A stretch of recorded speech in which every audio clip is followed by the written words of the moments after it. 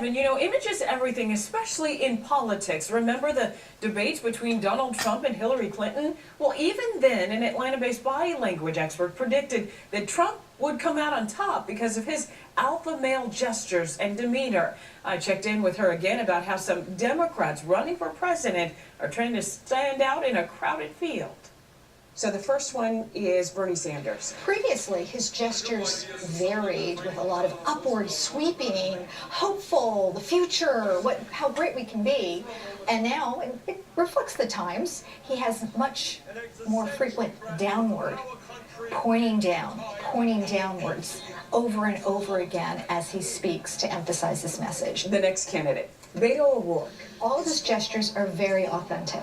When you gesture in your brain, it's very similar to pulling out a filing cabinet with all that you need to say in there. It's easier to access your brain when you gesture.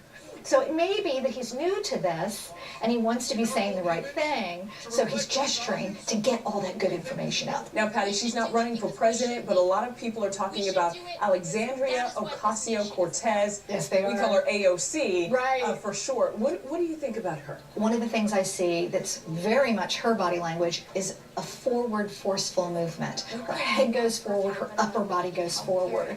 And I think that matches her messaging, that she wants us to go forward and take action and do things. People are talking about former Vice President Joe Biden, and he's come under fire for being too close. He's a very high-touch person. Is it a power move?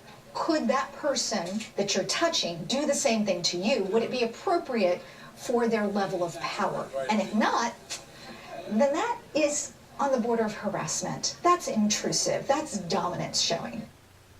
Now, Patti tells me politicians do have to make, of course, a great first impression that's based on factors like credibility, likability, attractiveness, and power.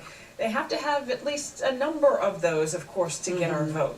We do vote based on kind of what we see in those first impressions. And I think it all really started with that Nixon-Kennedy debate, yes, the first one that was televised back in 1960. You know, when Nixon was sweating and Kennedy just looked right at that camera. So it makes a big difference, doesn't it? It does, yeah. All right, Rodney.